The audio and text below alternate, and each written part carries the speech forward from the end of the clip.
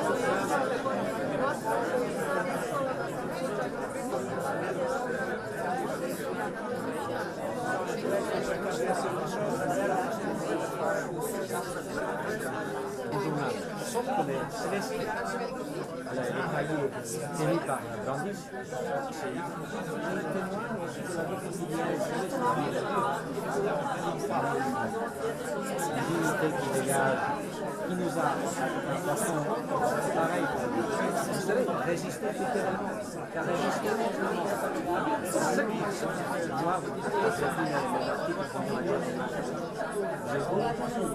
en France de nous accueillir aujourd'hui à l'ambassade à l'occasion de remise de prix très importants de chevalier des ordres de lettres et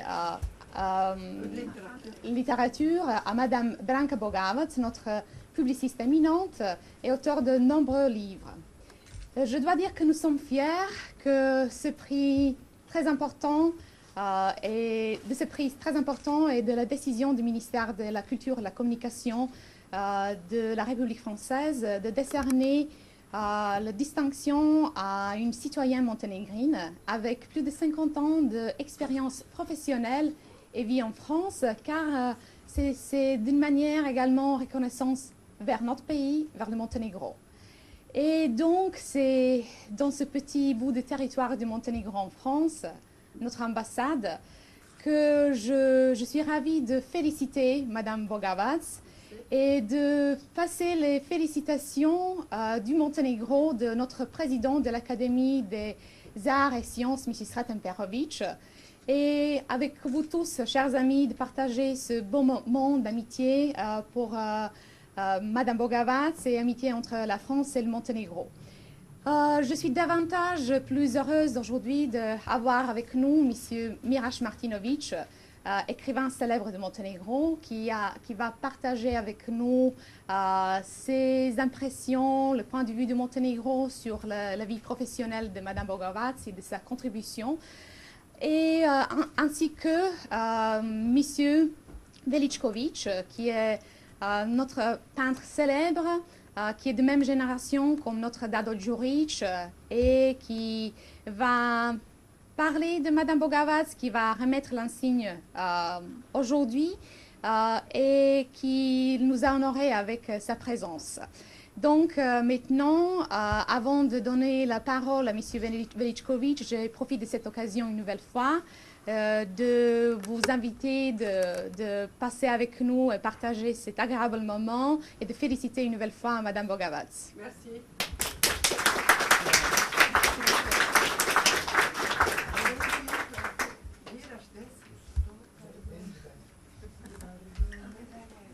Madame Branka Bogavac, chère amie. J'ai le grand plaisir de me trouver dans ce lieu et à cette occasion pour présenter mon ami de longue date, Branka Bogavac, et lui remettre l'ordre du Chevalier des Arts et des Lettres. Branka est née en 1937 à Vir Pazar, au bord du lac Scutari, au Monténégro, aujourd'hui État souverain indépendant qui faisait partie, quand elle est née, avec 6 autres républiques et 2 régions autonomes de la Yougoslavie qui malheureusement n'existent plus. D'une famille de 5 enfants, elle a dû subir, comme toute sa génération, la guerre. Une enfance difficile et dure, car tout a été détruit par les bombardements. L'errance pendant 4 années dans la forêt remplaçait la maison. Une fois de retour dans son village, il fallait marcher par tous les temps, 2 heures pour l'arrêt à l'école, ce qui n'a pas empêché la petite Branka d'être une excellente élève avec déjà un intérêt pour la lecture et pour les livres. Un détail qui n'est pas un, le père qui l'adore et qu'elle adore est instituteur, parlant plusieurs langues, le français parfaitement, jouant du violon, possédait une importante bibliothèque avec les auteurs notamment russes et français et des philosophes chinois. Ayant refusé de servir sous les nazis, il a été envoyé dans un camp de concentration d'où il n'est pas revenu. Sa mère se charge d'une immense et lourde tâche pour que ses 5 enfants fassent des études et soient dignes de leur père. Après le baccalauréat, elle va à l'université de Belgrade où elle choisit d'étudier les langues romanes, le français, l'italien et le latin. Vers la fin de ses études, elle se présente à un concours pour une bourse d'État proposée aux étudiants en langue française qui leur permettait de se perfectionner en séjournant en France. Elle obtient la bourse, mais avant de partir, elle obtient aussi le diplôme de professeur de la langue et de la littérature française. Mariage avec Jean Lecomte, ingénieur et architecte. Elle continue des études de slavistique, le russe, le serbo-croate à la Sorbonne. Après la licence, la maîtrise et la première année du doctorat, Sorbonne Paris 8 invite à enseigner le serbo-croate en qualité de chargée des cours. Elle est aussi professeure à l'université ouvrière et à l'école yougoslave pendant 20 ans à Boulogne et à Paris. Toujours très engagée, Branka entreprend un travail de journaliste en étant correspondante de nombreux journaux en Yougoslavie. Elle écrit surtout sur les événements culturels, les événements importants et couvre notamment pendant de nombreuses années le Festival de Cannes. Il faut souligner son travail comme directrice du centre culturel qui s'appelait à l'époque Centre culturel de Serbie et Monténégro de 2004 à 2006. Toujours soucieuse de donner le maximum d'informations, elle entreprend un travail gigantesque en essayant de faire connaître dans son pays ces nombreuses personnalités du monde de la culture, des écrivains, des hommes politiques, des philosophes, des artistes.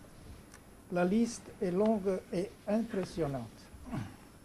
Plusieurs prix Nobel, Claude Simon, Časlav Miloš, Vargas Llosa, Nadine Gordimer, Elie Wiesel, Orhan Pamuk, Jorge Luis Borges, Milan Kundera, Umberto Eco, Émile Cioran, Eugène Ionesco, Yuri Lyubimov, Margaret Duras, Amos Oz, Alain Bosquet, Adonis, Andrei Makin, Francis Ponge, Ariane Nouchkine, Jean-Louis Barrault, Zoran Mušić, Daniel Mitterrand, y compris nous, 3 peintres yougoslaves, Dado Ljuba et moi-même. Les interviews sont réunies sous le titre « Les interviews de Paris » en 8 volumes.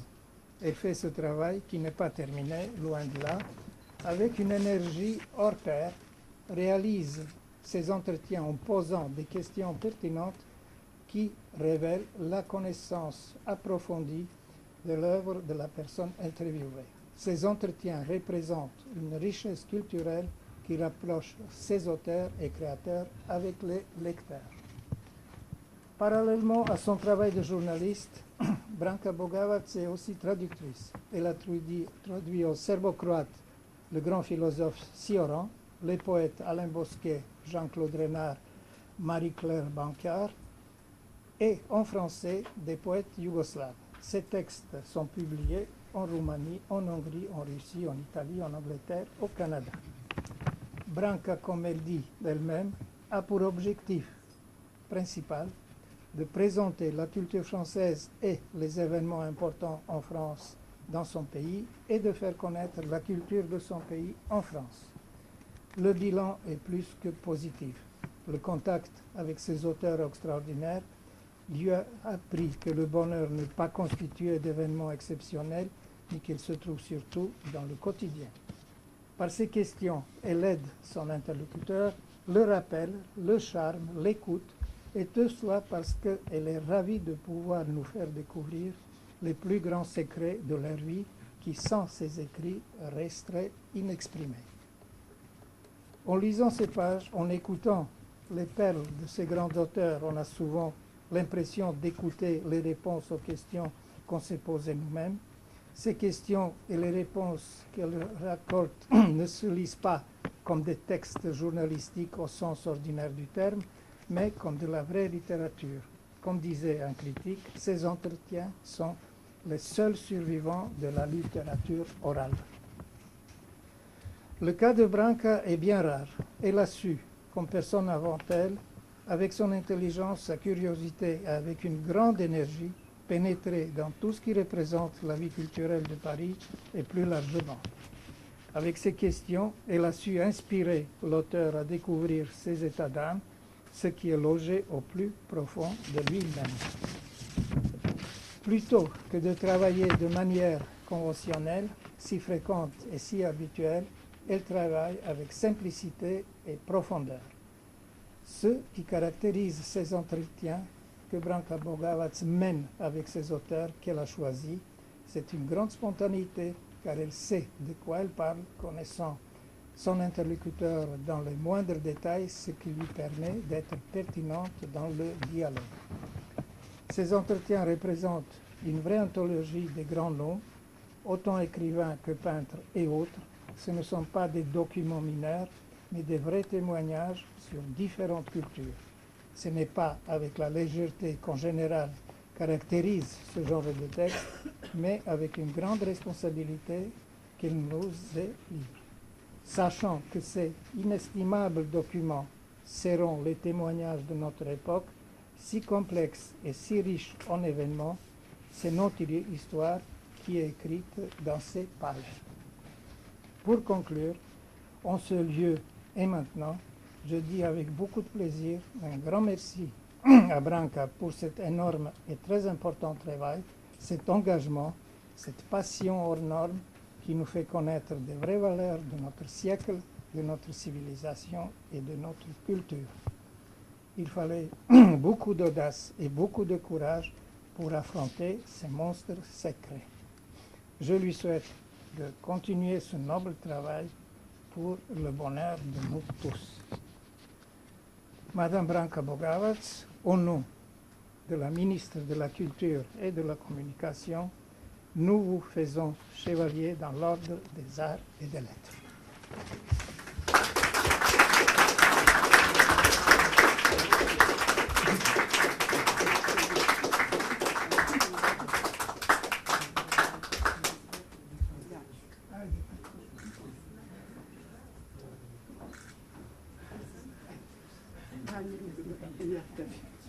Voilà.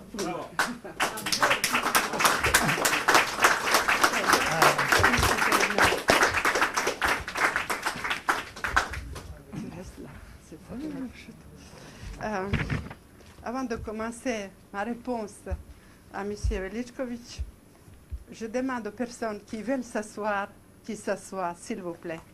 S'il vous plaît. Vraiment. Je vous prie de vous asseoir, de ne pas vous gêner. Voilà. Je prie aussi des grandes personnes de laisser la personne qui est derrière lui, qui ne voit rien.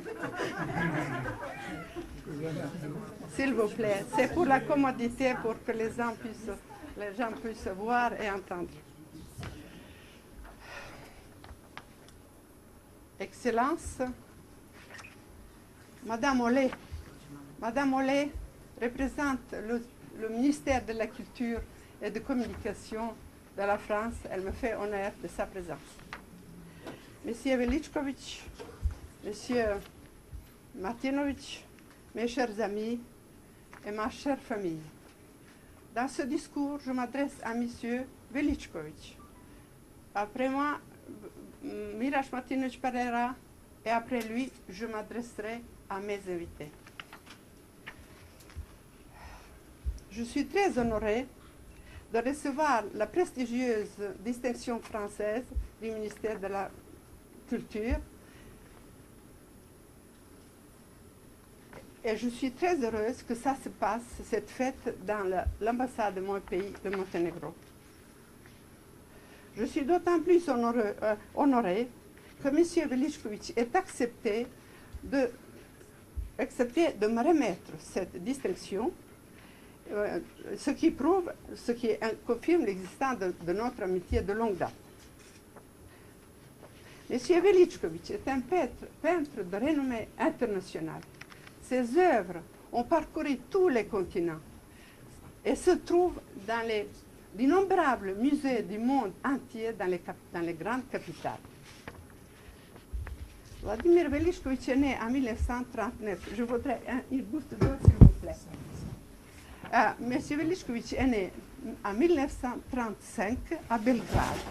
Après avoir terminé l'école d'architecture à Belgrade, il se consacre entièrement à la peinture.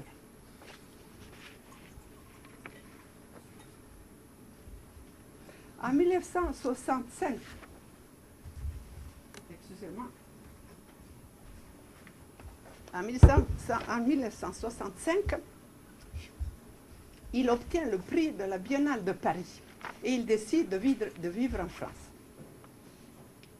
De 1983 à 2000, il est professeur à l'École nationale supérieure des beaux-arts. Il est membre de l'Institut de l'Académie des beaux-arts, de l'Académie de Serbie et de l'Académie de Macédoine. Il est commandaire dans l'ordre du Chevalier des Arts et des Lettres et du Chevalier de la Légion d'honneur. Il a reçu d'innombrables prix. Il ne m'a pas permis de le dire, mais je vais le dire, 37 prix. Vous imaginez, 37 pour la peinture et pour le dessin. Dessinateur accompli, il a créé une fondation de Vladimir Veličković à Belgrade pour le dessin, pour les jeunes artistes. L'œuvre de cet immense peintre ne laisse personne indifférent. C'est pourquoi un nombre de critiques, d'écrivains, de poètes ont écrit des textes, se sont intéressés à lui, des philosophes tels Michel Onfray, Marc Lebeaute, Alain Jouffroy, et ils ont écrit 16 monographies sur lui. 13 films lui ont été consacrés, dont le dernier, au mois de mars, d'une heure, a été présenté à Belgrade aux journées de francophonie. Les préoccupations principales de Veličković dans la peinture, c'est la violence et la souffrance humaine. Ces sujets majeurs sont la guerre et le crime. Il dit mes tableaux illustrent ce que l'homme est capable de faire à l'homme. C'est pourquoi sur ces tableaux, il y a une action dramatique. Mais ce n'est pas tout. Cet homme est un phénomène. À la fois, c'est un grand artiste et c'est un homme actif qui a su créer une passerelle consacrée à l'art entre la Yougoslavie, aujourd'hui la Serbie, et la France. Il a partagé donc sa vie entre les deux pays. Donc, conclusion, c'est un homme d'une énergie et d'une volonté sans limite. Je me suis intéressée à sa peinture en tant que journaliste des années 70. Elle m'a fascinée tout de suite. Et pour écrire mes articles de journaliste, je suis allée dans son atelier d'abord à Paris, après à Orcueil. Il m'a toujours reçu avec bienveillance et bonne humeur. C'est le peintre sur lequel j'ai écrit le plus d'articles. J'ai vu presque toutes ces grandes expositions et je me rappelle des moments où je restais profondément émue et bouleversée par le spectacle et la splendeur de ces tableaux. Alors, il y a une grande question, n'appartient-il pas à la famille de Goya? Il m'a fait l'honneur de m'inviter le jour de sa réception sous la coupole de l'Institut de France. Il y a un article qui l'illustre ici. Je le remercie d'être aujourd'hui auprès de moi de ce jour si important dans ma vie. Au début, je vivais sa peinture comme un poème à signification multiple. Mais avec le temps, son œuvre s'est hissée jusqu'à l'épopée, ce qui est encore plus majestueux. Et ces dernières années, son œuvre est arrivée jusqu'à la grande tragédie grecque, serbe, universelle, sur le plan pictural.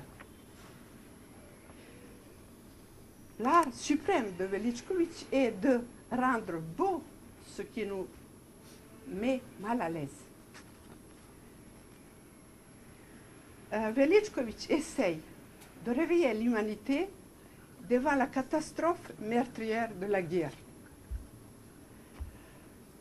Je le remercie encore une fois aujourd'hui de sa présence ici. Merci.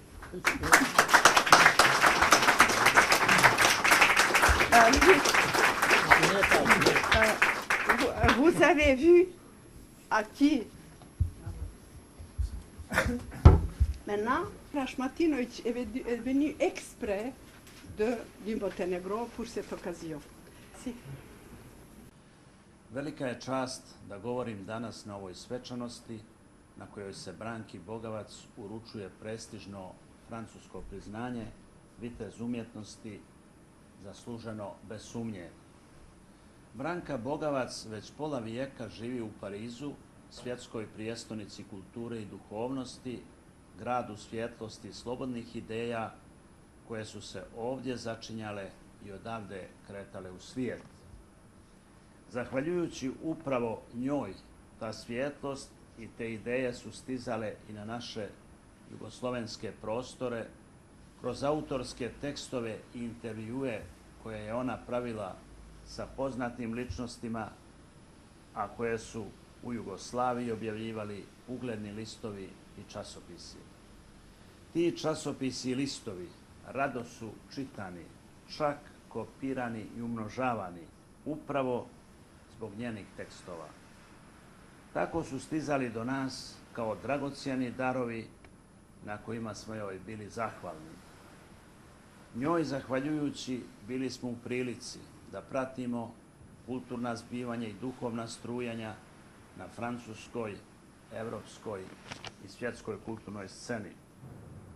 Sve što je radila sabrano je do sada u više tomova i to djelo predstavlja pravu riznicu duhovnosti i ideja koje su veliki umovi, umjetnici, filozofi, pisci, slikari iskazivali odgovarajući na njena mudro postavljena pitanja koja su istovremeno i autentična, lična promišljanja i razmišljanja o njenim sagovornicima, njihovim dijelima i vremenu u kome su se oni ostvarili. Nije bilo lako sažeti jednu epohu, njoj je to pošlo za rukom. Orden koji joj se danas uručuje svojevrsno je priznanje njenom radu od velike zemlje Francuske.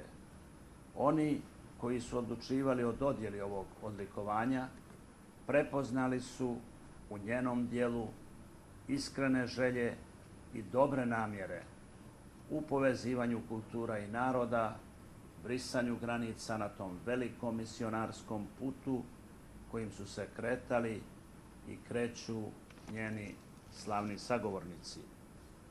Ona je pola vijeka naš ambasador u Francuskoj i ambasador Francuske kod nas. Mjesto u kome smo se okupili i gdje se uručuje ovo prestižno priznanje, Crnogorska ambasada u Parizu, ima simboličan značaj za nju i njenu domovinu Crnu Goru.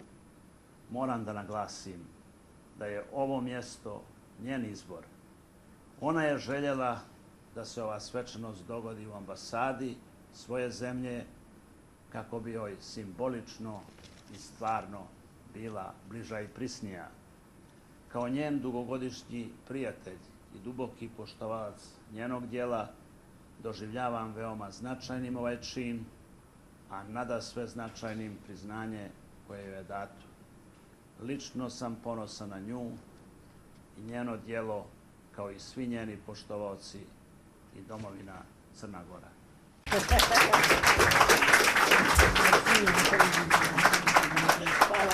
Hvala ti, Miraš.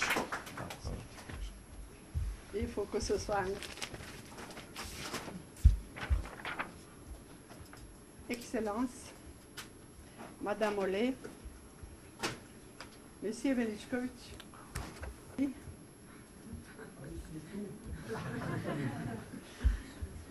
mes chers enfants, mes chers cousins et mes chers amis.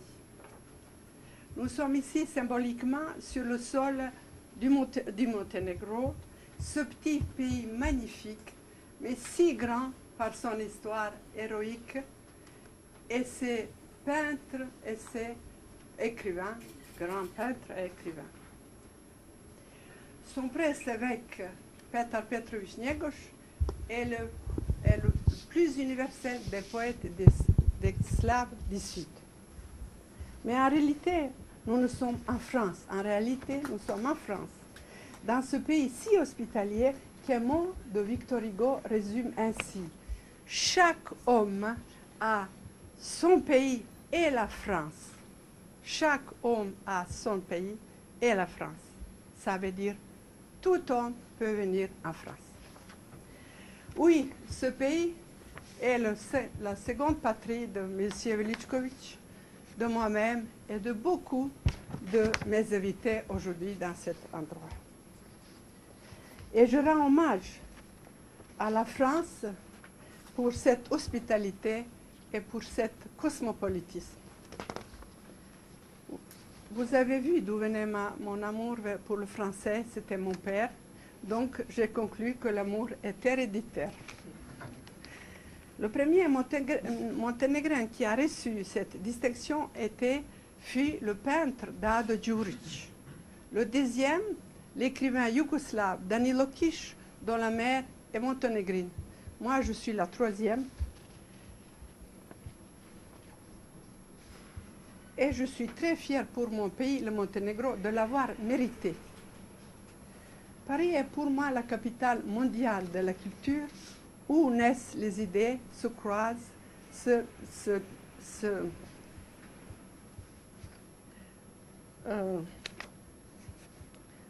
croisent et se répandent dans le monde. C'est important de dire que Paris est une source d'idées.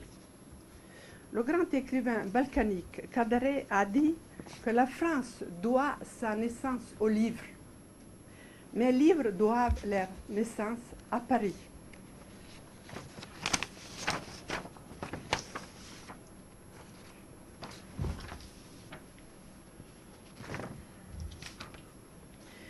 Paris est l'unique ville au monde qui ait pu étancher ma curiosité pour les grands créateurs et le monde des idées. Ce que Paris m'a donné, aucune ville n'aurait pu me le donner. Par exemple, j'ai assisté à une réunion de 80 prix Nobel au palais de l'Élysée. Ce n'est pas toutes les capitales du monde qui le feront. Tous ces grands écrivains que M. Veličković a énumérés sont venus à Paris. Je n'avais pas besoin de me déplacer, d'aller les chercher, comme par exemple le premier, le seul prix Nobel chinois. Je ne suis pas allée en Chine, il était à Paris, j'ai pu le rencontrer là. Donc, toutes ces rencontres, interviews et les textes sur la littérature, la peinture, le théâtre, la musique, le cinéma, en un mot sur la culture française, sous toutes les formes, j'ai souhaité transmettre à mon pays, la Yougoslavie, les faire cadeau aux lecteurs yougoslaves et plus tard au Monténégro.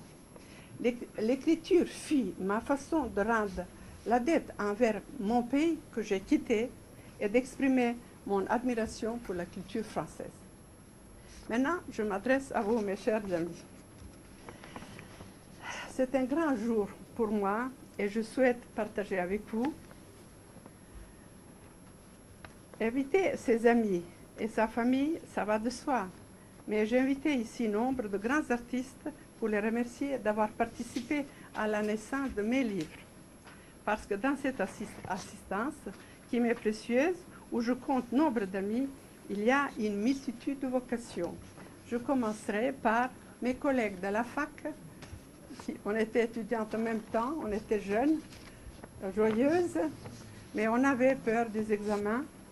Mes amis là, Alain Casver, Borka Legras, Elisabeth Briolin, ces 5 décennies sont passées, mais notre amitié a résisté et elle est toujours forte. Machirevic Branko, qui est non seulement journaliste, mais je remercie beaucoup aussi la directrice du Centre culturel serbe, à laquelle je souhaite Arnaud Banou, qui est la critique de théâtre et il a bien.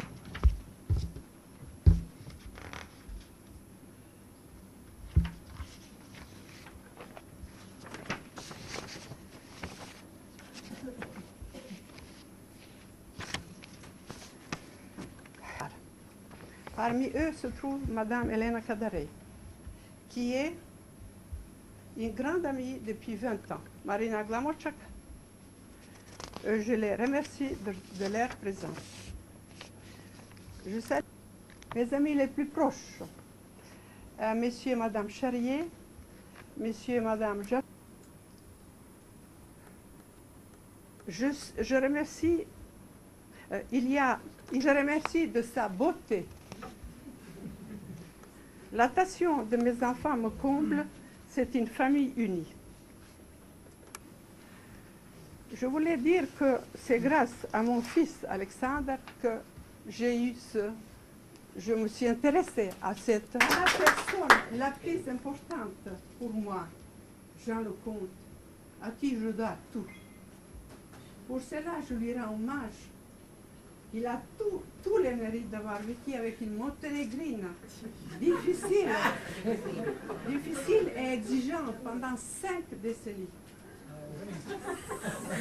C'est pourquoi je le remercie devant vous. C'est à lui que je dédie mes livres.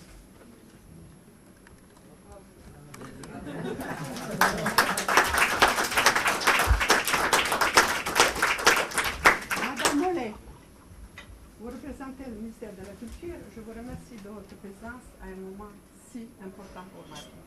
Je remercie la France de ses distinctions. Je remercie Madame Radovic, ambassadrice du Monténégro, pour son accueil chaleureux et cette longueur. Vive la France et du Monténégro. Et je vous invite à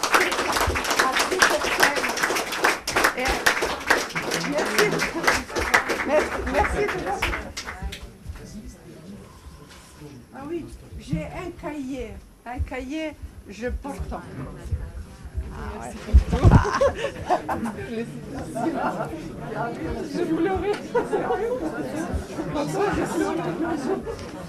Voilà ma belle-fille que je remercie pour la beauté. Znači, moja snaha koju zahvaljujem što je lijepa. Doći. Hvala. S'il vous plaît, c'est vous. Čekaj, sad, mama, hoću ja sam s tobom. Ne, da. Gdje je moj muž? Chérie, chérie. Mais il faut qu'on fasse une photo de famille. Où est-il? Oksana, il est là. Cherche. Jean. želim. Oksana, ti si ovdje. Miraš. Miraš, dođeš.